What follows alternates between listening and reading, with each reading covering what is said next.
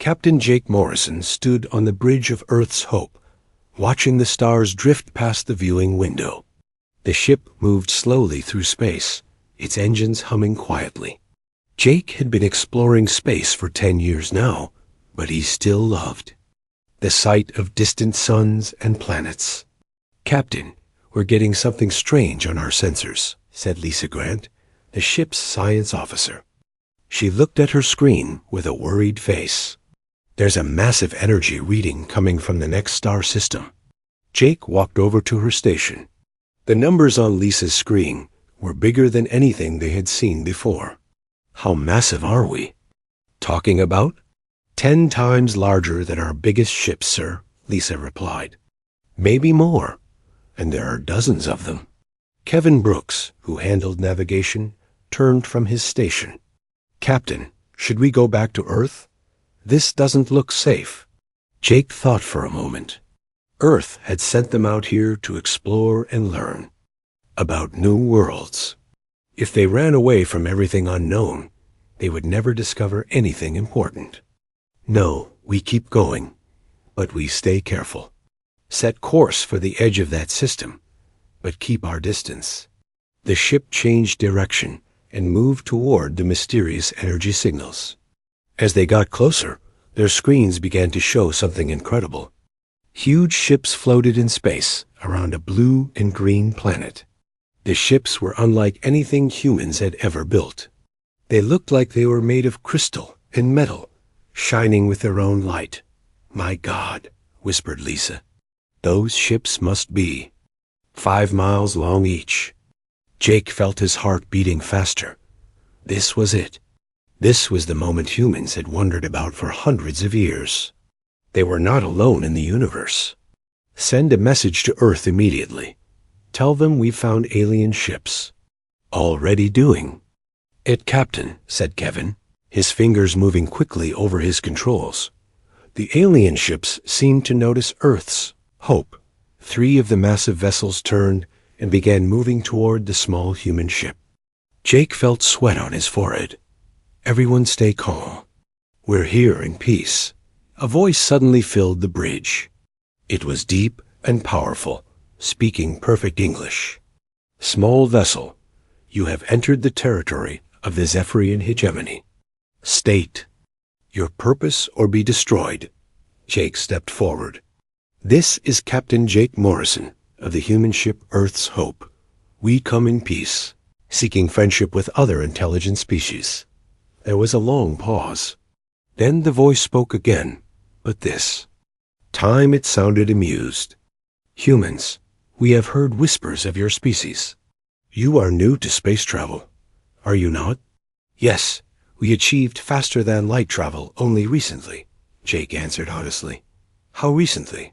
The voice demanded. "About 50 years ago," Jake said. The alien voice laughed.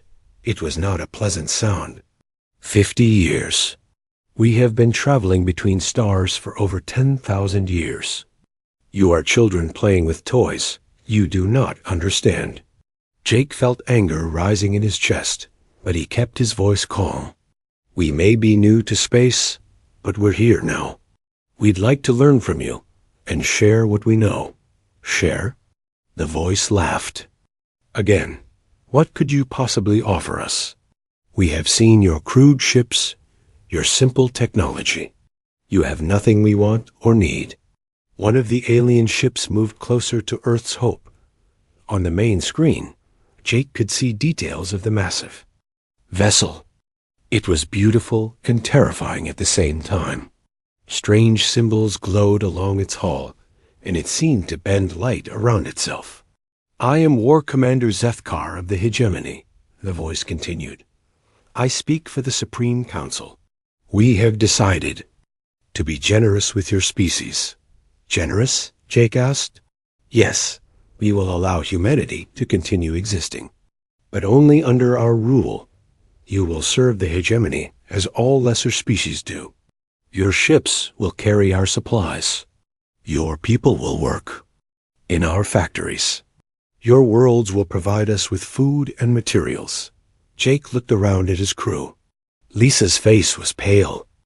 Kevin was staring at the alien ship with wide eyes. The other crew members looked scared and angry. "And if we refuse?" Jake asked, though he already knew the answer. "Then your species will be eliminated. Completely. We have done this before with races who thought they were too proud to serve their betters." Jake took a deep breath. "We need time to discuss this with our government. You have one rotation of your home planet," Zethkar said. 24 of your hours. After that, we begin destroying your colonies. We will save your whole world for last, so you can watch your people die and know that their deaths are your fault for choosing pride over wisdom. The alien ships began to move away from Earth's hope. Jake watched them go, his mind racing. He had to get word back to Earth immediately. Admiral Ben Clark, who commanded humanity's small space fleet, needed to know what they were facing. "Kevin, set course for Earth, maximum speed," Jake ordered. "Lisa, I want you to analyze everything we just recorded. I want to know everything possible about those ships." "Captain," Lisa said quietly, "their technology is far beyond ours. If they attack Earth, then we'll find a way to defend ourselves," Jake said firmly. "Humans have always found a way to survive. We're not going to start giving up now." As Earth's hope raced toward home, Jake stood at the viewing window, watching the alien ships grow smaller in the distance. The Zephyrians thought humans were weak and stupid. They thought their advanced technology made them superior in every way. Maybe they were right about the technology. But Jake had a feeling they were very wrong about humans.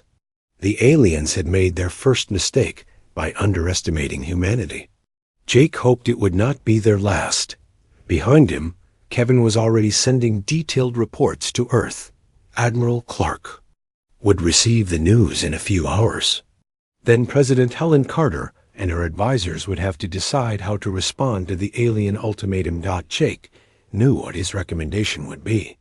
Humanity should never bow down to bullies, no matter how big their ships were. If the Zephyrians wanted a fight, they would get one. It might not be the kind of fight they expected, but it would be a fight nonetheless. Earth's hope continued its journey home, carrying news that would change humanity forever. Behind them, the alien fleet prepared for what they thought would be a simple conquest. Neither side yet understood how wrong they were about each other. War Commander Zethkar stood in the command center of his flagship, looking at the holographic display showing human space. The tiny dots representing human colonies seemed pathetic compared to the vast hegemony territory that surrounded them. His officers moved quietly around the bridge, preparing for what they all assumed would be a brief and easy conquest. "Commander, the human ship has left our sensor range," reported his tactical officer.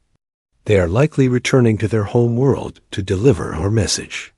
Zethkar nodded, his crystalline features reflecting the blue light from the displays. "Good. Let them run home to tell their leaders how hopeless their situation is. Perhaps it will make them surrender more quickly." The hegemony had dealt with hundreds of young species over the millennia.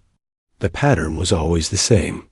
First came fear, then desperate attempts at negotiation, and finally submission when the young race realized they had no choice.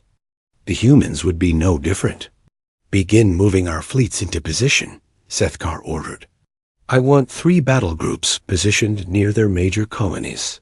When the deadline passes, we will demonstrate our power by destroying their outer settlements first." Meanwhile, on Earth, emergency meetings were happening in government buildings around the planet. President Helen Carter sat at the head of a long table, surrounded by her top advisors. Admiral Ben Clark had arrived just hours after receiving Captain Morrison's urgent message. "So we're facing an alien empire with technology thousands of years ahead of ours," President Carter said, looking at the reports spread across the table. "And they've given us 24 hours to surrender or be destroyed." "That's correct, Madam President," Admiral Clark replied. Our analysis of the sensor data shows ships that are far larger and more advanced than anything in our fleet. General Frank Murphy, head of Earth's military forces, leaned forward. How many ships are we talking about? At least 50 in the immediate area, Admiral Clark said. But intelligence suggests they have thousands more throughout their territory. President Carter was quiet for a long moment. She had led Earth through difficult times before, but nothing like this. What are auctions? Militarily speaking, we can't win a direct confrontation, Admiral Clark admitted. But surrender isn't really an option either. From what the alien commander said, they want to make us slaves. Dr. Amy Johnson, Earth's top scientist, spoke up from her seat at the table. There might be another way. The Aurora protocol we've been developing could be adapted for this situation. Explain, President Carter said. The Aurora protocol was designed as a rapid defense system in case we ever faced invasion, Dr. Johnson said. It involves converting our entire industrial capacity to military production within weeks, not months. We can also deploy hidden bases throughout our territory. General Murphy looked interested. Hidden bases? We've been secretly preparing defensive positions on dozens of worlds, Dr. Johnson continued. The aliens think our colonies are just mining operations and research stations. They don't know about the military installations we've been building underground. President Carter felt a spark of hope. How long would we need? The full protocol takes about 6 weeks to implement, Dr. Johnson said, but we can begin immediate preparations. Then we do it, President Carter decided. Admiral Clark, begin. Aurora protocol immediately. General Murphy, coordinate with all colony worlds. I want everyone ready for what's coming. Back in space, the Zephyrian fleet was positioning itself for the coming attack. Sethkar reviewed the battle plans with his subordinates, confident that the operation would be completed within days. The humans have less than 12 hours remaining, his tactical officer reported. Our scouts indicate increased activity around their colonies, but nothing that suggests military preparation. Sethkar was pleased. They are probably trying to evacuate their civilians. A wise decision, though it will not save them in the end. What Sethkar didn't know was that the increased activity wasn't evacuation. Commander Steve Davis was leading teams of engineers and soldiers to activate defense systems that had been hidden for years. On Colony World Haven 7, Major Susan Phillips was coordinating with local commanders to prepare for ground assault. Dr. Maria Lopez worked frantically in her laboratory, developing new technologies that could help level the playing field. Her team had analyzed the sensor data from Captain Morrison's encounter, looking for any weakness in the alien ships. Their shields appear to be energy-based, she told her assistants. If we can find the right frequency, we might be able to disrupt them. Engineer Carl Jackson was working on a different approach. His teams were building modular weapon systems that could be quickly assembled and moved. We can't match their firepower, he told his workers, but we can make sure our weapons are where they need to be when they need to be there. On Earth, Captain Morrison was meeting with military planners, sharing everything he had observed about the alien ships. They move in perfect formations, he reported. Everything they do seems planned and organized. They probably have standard procedures for everything. That could be a weakness, suggested Colonel Ryan Turner. If they always do things the same way, we can predict their actions. Maybe, Morrison agreed. But their ships are still much more powerful than ours. We'll need to be very clever about how we fight them. As the deadline approached, the Zephyrian fleet moved closer to human space. Sithkar was confident that the humans would surrender when they saw the full might of the hegemony. If not, the demonstration of power would be swift and decisive. Commander, we're receiving a transmission from the human home world, his communications. Officer announced. Put it through, Sethkar ordered. President Carter's voice filled the command center. This is President Helen Carter of Earth. We have considered your offer. And, Zethkar asked, we decline. Humanity will not become slaves to anyone. Zethkar felt a moment of surprise. Most species begged for mercy at this point. You realize this means the destruction of your civilization? We realize you think it does, President Carter replied. But we're willing to take our chances. The communication ended. Zethkar stared at the display for a moment, then turned to his officers. Very well. Begin the attack. Target their outer colonies first. Make sure the destruction is visible from their other worlds. The Zephyrian fleet began moving toward the first human colony.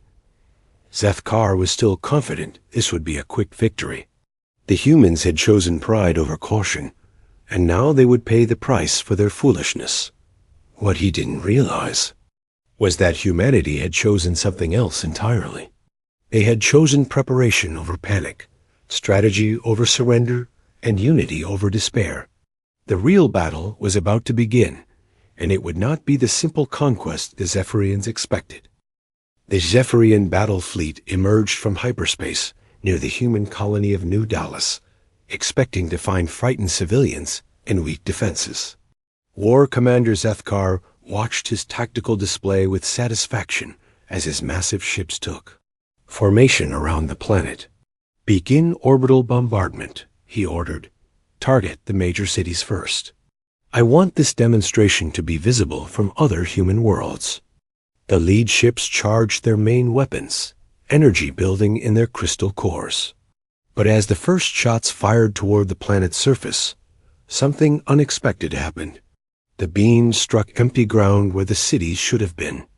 What is this? Zethkar demanded, staring at his displays. Where are the human settlements? His sensor officer checked and rechecked the readings. Commander, the cities appear to be gone. Our intelligence showed major population centers here just days ago. Impossible, Zethkar snarled. They cannot have evacuated entire cities so quickly. Scan for underground installations. While the Zephyrians searched for their missing targets, Captain Julie Roberts sat in the command chair of the human destroyer New York's Pride, hidden behind the system's largest moon. Her ship was one of 12 vessels waiting in ambush, using new stealth technology developed by Dr. Lopez's team. All ships, this is Roberts, she whispered into her communicator. The aliens are confused and looking in the wrong places. Begin Phase 1. The human ships emerged from hiding simultaneously, peering on 3 sides of the Zephyrian formation. Instead of engaging in direct combat, they launched waves of small missiles and immediately changed course, darting between the larger alien vessels like insects around giants. The Zephyrian gunners tried to track the fast-moving human ships, but their weapons were designed for battles between large vessels, not hit-and-run attacks by smaller craft. Most of their shots missed entirely, while the human missiles found their targets on the alien ship's sensor arrays and communication equipment. What are they doing? Zethkar shouted as alarms sounded throughout his ship. This is not how space combat works. His tactical officer was equally confused. Commander, they're not trying to destroy our ships. They're targeting our sensors and communications. Lieutenant Commander Alex Mitchell led his squadron in a diving attack on the Zephyrian flagship, his small fighters weaving through the defensive fire like dancers. His pilots had trained for months on these tactics, learning to think like a school of fish rather than a military formation. Remember, we're not here to win, Mitchell told his pilots. We're here to confuse them and gather information. Hit them and run before they can hit back. The Zephyrian fleet tried to respond with their standard battle formations, but the human ships refused to fight by the established rules. They appeared, attacked, and vanished before the aliens could bring their superior firepower to bear. When the Zephyrians moved to pursue, the humans split up and attacked from different directions. On the planet's surface, Major Susan Phillips watched the space battle from her hidden command post. The human colonies hadn't been evacuated. They had been moved underground and camouflaged. The surface cities were sophisticated decoys, built to fool alien sensors. "All ground units, prepare for landing," Phillips ordered. "The aliens will send troops down soon, and we need to be ready for them." The Zephyrian ground forces did indeed land, expecting to find destroyed cities and cowering survivors. Instead, they found empty ruins and an eerily quiet landscape. Their soldiers, tall crystalline beings with advanced armor and weapons, moved cautiously through the fake city streets. That's when the real ambush began. Human soldiers emerged from hidden positions, using guerrilla tactics that the Zephyrians had never encountered. Instead of standing and fighting, the humans struck quickly and disappeared into tunnel networks the aliens didn't know existed.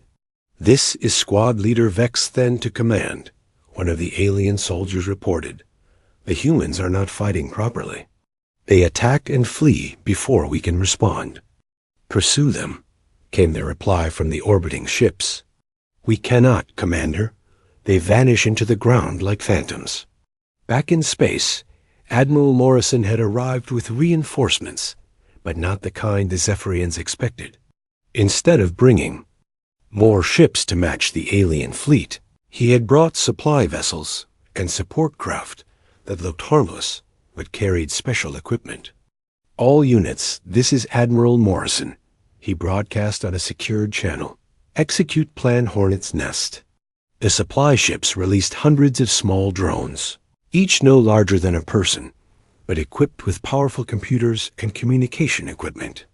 The drones spread throughout the battle area, creating a network that allowed human forces to coordinate perfectly while jamming Zephyrian communications. War Commander Zethkar found himself fighting an enemy that seemed to be everywhere and nowhere at once. His ship's sensors showed human craft appearing and disappearing like ghosts. His ground forces reported constant attacks by enemies they couldn't catch or corner. "This is chaos," he muttered, watching his tactical display. "How are they coordinating without proper command structure?" What Zethkar didn't understand was that humans had learned to fight without rigid command structures. Each unit was trained to make decisions independently while working toward common goals. When the aliens disrupted one part of the human force, the others adapted instantly. Captain Davis had positioned his ship near the edge of the system, watching the battle unfold. His job was to record everything and transmit the data back to Earth. What he saw amazed him. "The aliens are getting frustrated," he reported to Admiral Morrison. "They keep trying to force us into a traditional battle, but we're not cooperating." "Good," Morrison replied. "Let them get angry. Angry enemies make mistakes." And mistakes were exactly what the Zephyrians were starting to make. Zethkar ordered his ships to break formation and pursue individual human vessels, splitting up his overwhelming advantage in firepower. His ground forces abandoned their careful tactics and began charging into obvious traps, desperate to catch their elusive enemies. The battle continued for hours, with neither side able to claim victory. But something important had changed. The Zephyrians had come expecting an easy conquest, and instead found themselves in a confusing fight against an enemy that refused to lose properly. "Commander," his tactical officer reported quietly, "we have taken significant damage to our sensor and communication systems. Our ground forces are requesting immediate extraction." Zethkar stared at the tactical display, trying to understand what had gone wrong. His ships were more powerful, his weapons more advanced, his soldiers better equipped. By all rights, the humans should have been destroyed within hours. Instead, they were still fighting, still adapting, still finding new ways to turn the Zephyrians' advantages against them. For the first time in his long military career, Zethkar felt something he had never experienced before. Doubt. The first engagement was ending, But both sides knew it was just the beginning. The humans had proven they could survive the initial assault. Now the real war would begin, and the Zephyrians were no longer certain it would be as easy as they had believed. War Commander Zethkar stood before the Supreme Council of the Zephyrian hegemony, his crystalline features dim with embarrassment. The holographic projections of the council members towered above him, their disappointment clear, even through the telepathic link that connected all Zephyrians. "Explain to us how a primitive species has managed to resist our forces for 3 weeks," demanded the Supreme Leader, his mental voice sharp with anger. "The humans fight differently than any species we have encountered," Zethkar replied. "They do not follow proper military doctrine. They attack and retreat without pattern or logic." "Are you saying that chaos defeats order?" another council member asked mockingly. "No, Supreme One, but their chaos appears to have its own order that we do not understand." The Supreme Leader's mental presence pressed against Zethkar's mind. "Then you will learn to understand it. We are committing the 3rd and 5th fleets to this operation. You will crush these humans completely, or you will be replaced by someone who can." As the council dismissed him, Zethkar felt the weight of his civilization's expectations. The hegemony had never failed to conquer a lesser species.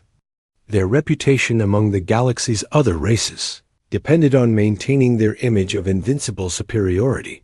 Meanwhile, on Earth, President Carter was meeting with her expanded War Council. The room now included representatives from colonies throughout human space, all connected by quantum communication links. "The Aurora Protocol is ahead of schedule," reported Dr. Johnson. "Our industrial capacity has increased by 400% in just 3 weeks." Admiral Morrison nodded approvingly. "The Zephyrians gave us time to prepare by underestimating us. Every day they delay their main assault, we get stronger. What about our new allies?" President Carter asked. Captain Davis stepped forward. "The Cathari have agreed to provide intelligence about Zephyrian fleet movements. The Veltons are sharing their knowledge of Zephyrian technology weaknesses." "Why are they helping us?" asked General Murphy. "Because they hate the Zephyrians more than they fear them," Davis replied. "The hegemony has ruled through terror for thousands of years. Many species have been waiting for someone to stand up to them."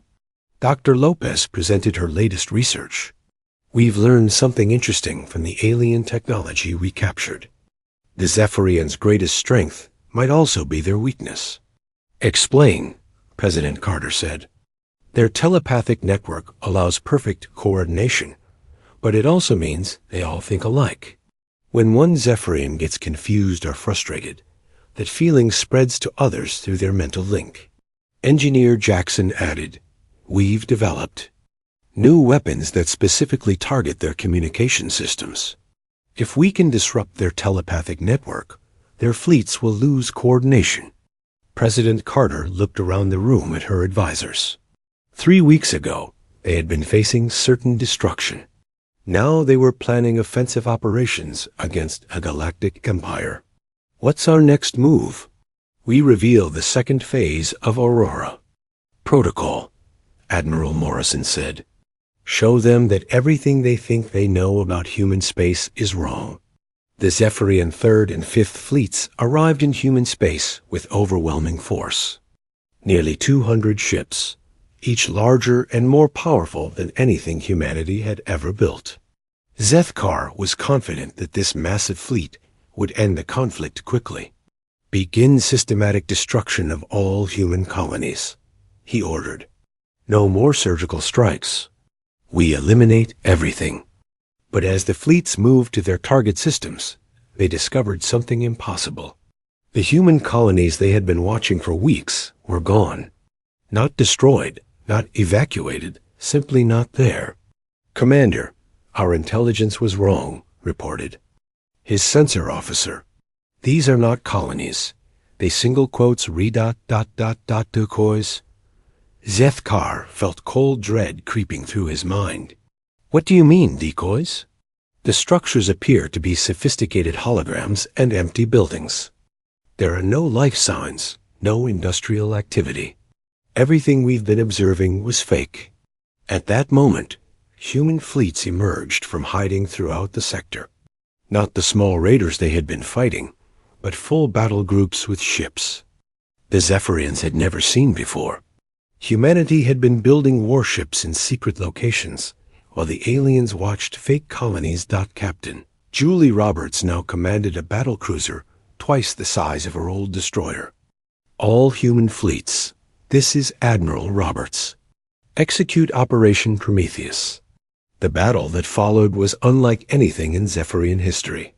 Human ships appeared from multiple directions simultaneously, but instead of chaotic hit-and-run attacks, they moved with perfect coordination. The Ketheri had taught them how to jam Zephyrian telepathic communications, while the Veltans had provided information about weak points in hegemony ship designs. Commander Phillips led ground forces in. Assaults on Zephyrian supply bases that the aliens didn't even know were under threat. Her troops had learned to use the enemy's own technology against them, turning captured Zephyrian weapons into tools of liberation. "This is impossible," Zethkar muttered as he watched his tactical display. "How did they build so many ships? How did they hide entire fleets from our sensors?" His tactical officer was equally confused. "Commander, our telepathic network is being disrupted. Orders from other ships are becoming unclear." The disruption was deliberate. Dr. Lopez's teams had learned to broadcast specific frequencies that interfered with Zephyrian mental communications.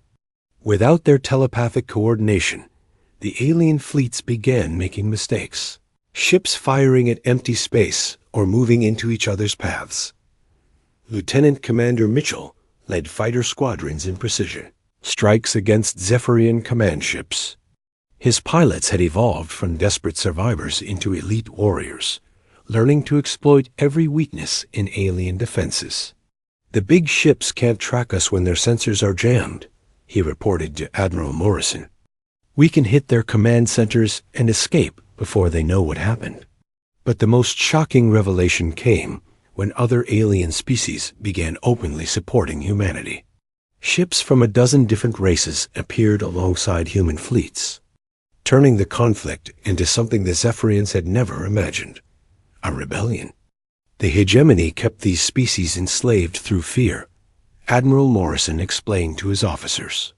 When we proved that Zephyrians could be beaten, others found the courage to fight back.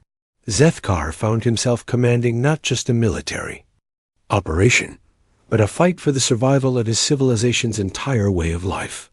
The hegemony's power had always depended on other species believing they were invincible. If humanity succeeded in defeating them, the Empire would face rebellions throughout the galaxy.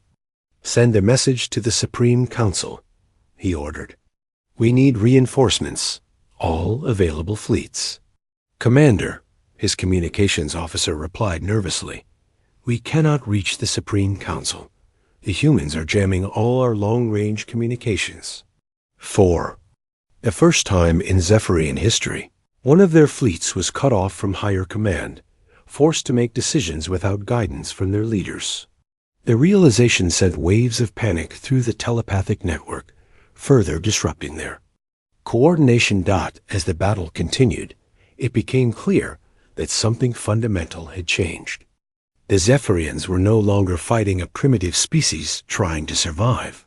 They were fighting a coalition of races led by humans who had turned the galaxy's fear of the hegemony into hope for freedom. President Carter's final message to the Zephyrian fleet was broadcast on all frequencies. "You came here believing your technology made you superior. You forgot that true strength comes from the courage to stand together against oppression. Today, you learn the difference." War Commander Zethkar's flagship shuddered under the combined assault of human and allied forces. Alarms blared throughout the ship as system after system failed. The mighty Zephyrian fleet, once the terror of the galaxy, was falling apart around him. "Commander, we've lost contact with over half our ships," his tactical officer reported, his voice shaking. "The telepathic network is completely disrupted." Zethkar stared at his tactical display in disbelief. The organized formations of Zephyrian vessels had dissolved into chaos. Without their mental link, his captains were making independent decisions, often contradicting each other and creating even more confusion. Meanwhile, the human fleets moved. With perfect coordination, their communications networks enhanced by technologies shared by their alien allies. Admiral Morrison coordinated the final phase of Operation Prometheus from his command ship, watching as the last of Zephyrian resistance crumbled. "All units, this is Morrison. The enemy is broken. Begin accepting surrenders." Captain Roberts led her battle group in surrounding the remaining Zephyrian ships.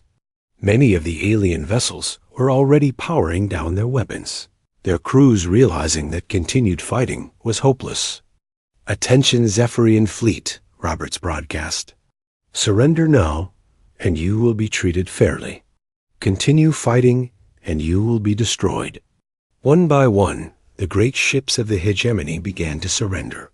Their crews, once proud conquerors of the galaxy, now faced the humiliation of defeat at the hands of a species they had considered primitive.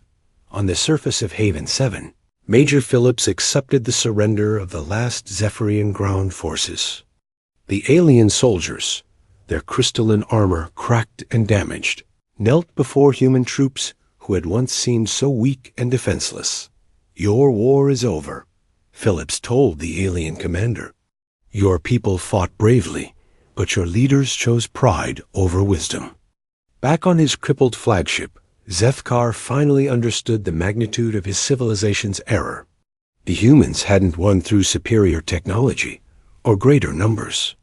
They had won by being everything the Zephyrians were not: adaptable, humble, and willing to learn from others. "Commander, we're receiving a transmission from the human leadership," his communications officer announced. "Put it through," Zethkar said quietly. President Carter's voice filled the bridge. "War Commander Zethkar, this is President Carter of Earth. I'm offering you a chance to end this conflict peacefully." "What are your terms?" Zethkar asked, expecting the harsh demands of a conqueror. "No terms," Carter replied. "Only an invitation to join us in building a better galaxy." Zethkar was stunned. "I don't understand." "Your people are not our enemies," Carter explained. "Your government made the mistake of thinking conquest was the only way to interact with other species. We're offering you a different path." "Admiral," Morrison's voice added, "we've learned that the galaxy is big enough for everyone. There's no need for empires built on fear and oppression." As the last battles ended, the full scope of the Zephyrian defeat became clear.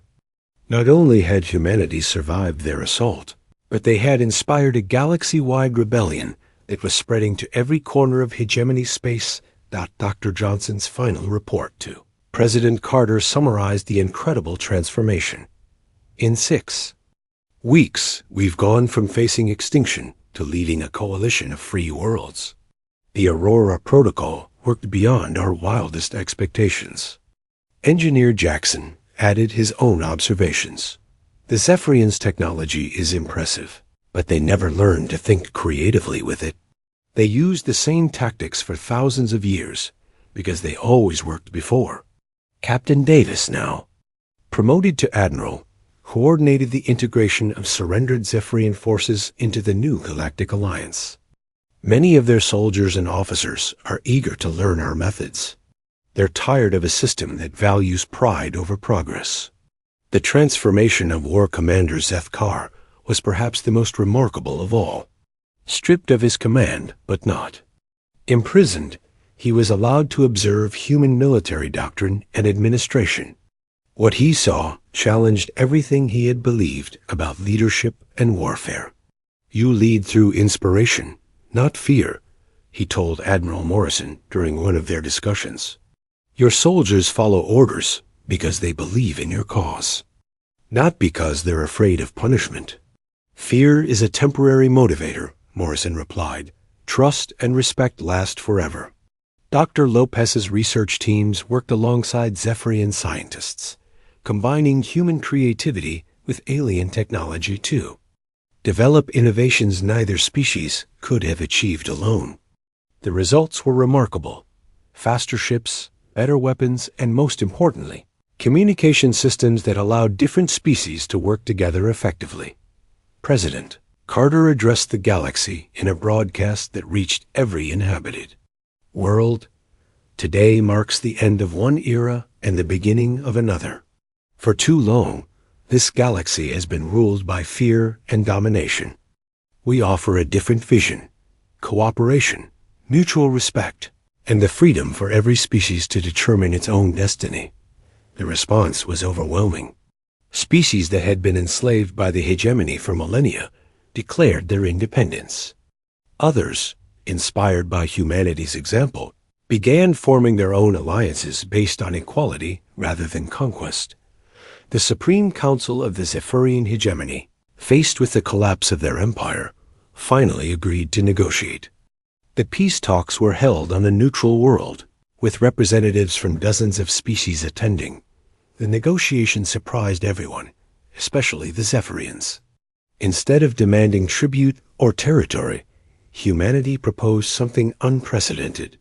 A galactic federation where all species would have equal voices in governing their shared space. "You're offering us partnership after we tried to destroy you?" asked the Supreme Leader, his telepathic voice filled with confusion. "We're offering you a chance to be part of something better," President Carter replied.